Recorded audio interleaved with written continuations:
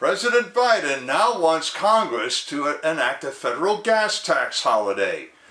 Good morning, ladies and gentlemen. This is another declaration of truth from your host, Terry A. Hurlbut. That's right. Old stumbling Joe, who can't even stay on a bicycle after he's stopped, and after telling us for so long that high gas prices were a good thing because it would make such a wonderful transition possible, now wants Congress to pass a federal gas tax holiday. Well, isn't that nice? The good news is that it calls attention to why freeways are not free. The bad news is that it will at best give a pittance to motorists and make a bad problem worse. We're going to talk about that, and stick with me to the end because I'm going to talk about what we should get ready to do instead. Before I begin, I do want to shout out to the sponsor of this channel, which is Conservative News and Views.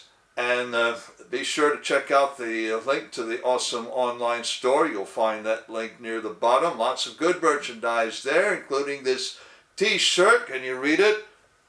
Rhino hunting.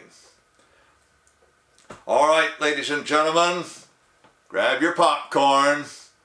Because now I'm going to tell you why I say that President Biden has got to be kidding. Reportage and analysis of the federal gas tax holiday proposal comes from Forbes, CNN, NPR, and the Idaho Capital Sun. The federal gas tax stands at 18.3 cents a gallon, and in fact, that tax has not changed since 1990. A typical conventional automobile has a 16-gallon tank. Now that's the rated capacity. If you're like me and you hover over the pump trying to squeeze in the last drop of gas without spilling any, you might push it to 17 gallons. On a full load, 18.3 cents per gallon works out to just under $3 per tankful. I hear you already. Whiskey Tango Foxtrot, does he think he's kidding? And I agree, fully. Here's the deal. He wants the federal gas tax holiday to go for 3 months. If it starts now, it will go through the end of September. It's already too late to capture Memorial Day weekend when social summer begins in America. Well, he'll capture Labor Day weekend. Big deal. The best guesses we have from economists is that the average Joe will save $10 while it lasts. $10! Now I repeat, Whiskey Tango Foxtrot, does he think he's kidding? Oh, that right there, I heard that. Why, you ungrateful Sierra Oscar Bravo. Well, bravo Sierra to you. I didn't ask Biden or any other president to curtail production and transportation the way he did. I've watched a gallon of regular gas go from $2.25 a gallon to $5 a gallon, and none of it needed to happen. Now, while I'm on the subject, I have to address electric cars because we've heard so much about them. We've heard about them from arrogant senators and equally arrogant administration officials. Yes, I agree. Electric cars are more efficient users of the energy you put into them.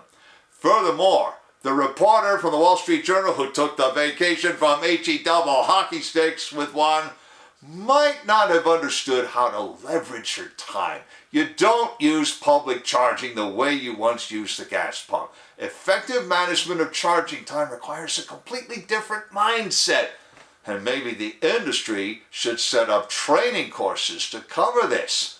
Nevertheless, the same politicians and bureaucrats who want people to switch to electric cars also manage to curtail the production of the electricity to juice them. The Western Electrical Interconnection is looking at brownouts and rolling blackouts over the summer as it is. The Texas Interconnection is going to get another test of the feasibility of an independent Republic of Texas. But I digress. Next point. Your typical electric car today costs half again to twice as much as a conventional car with comparable driving range.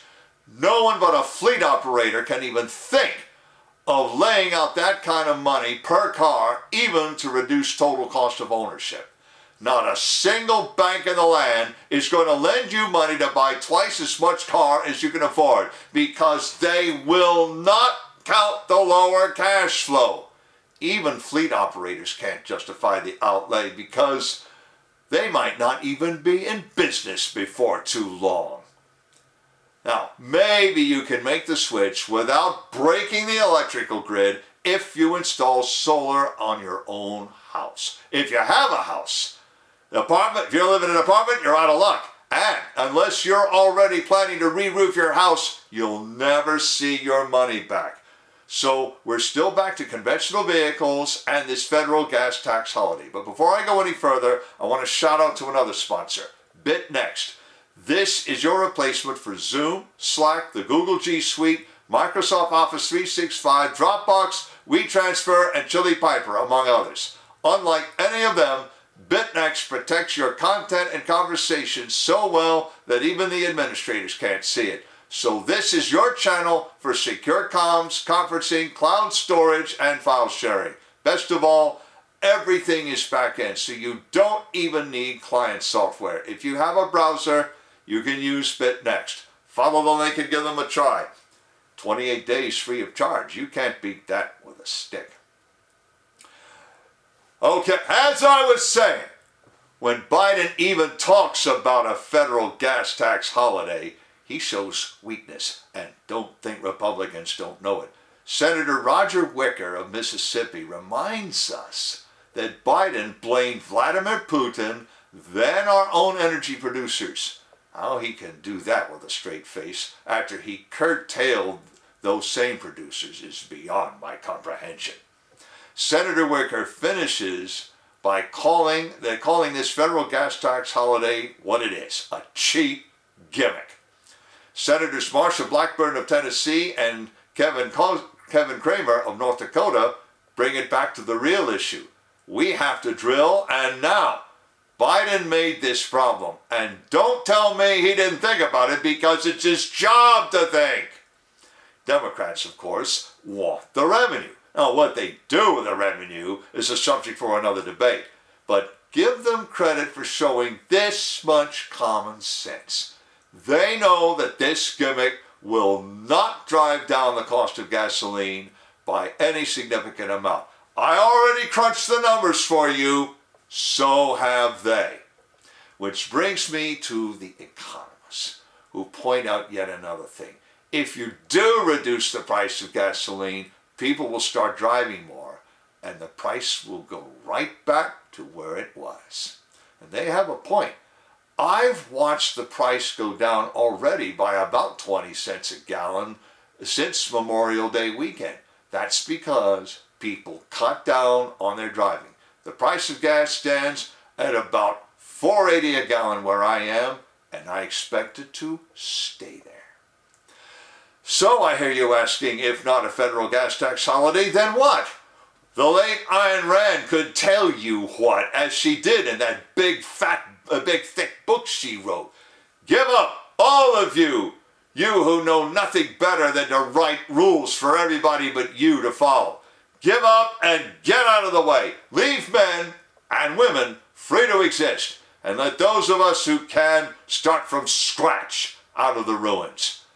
Now, if any of you out there have read that book, you know the two places where I lifted those quotes. But, except for a relative handful of you, I'll bet you never thought you lived to see this day. Over the summer, you're going to expect to see some interesting improvisations and accommodations, but you can also expect to take part in a few very unpleasant dinner table conversations. I predict that sales of antacids and antiemetics will go through the roof.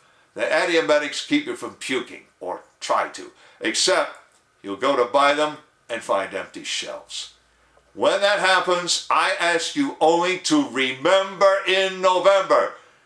Don't give up on flipping states and districts. Ask Myra Flores how she did it.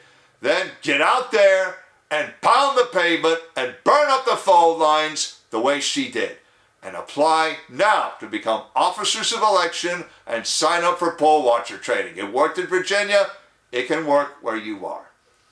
Links in the description of the article and to conservative news and views. I have another link to the awesome online store and to BitNext, as I also mentioned. If you like what you've heard, you can like this video. And check out the two in-video links. One to my shout out to Myra Flores and how she beat the Democratic machine and proved it was just a big bag of another kind of gas waiting for her to stick a needle into it. And another to let you subscribe instantly to this channel. This is Terry A. Hurlbut delivering another declaration of truth and reminding you to let the truth set you free.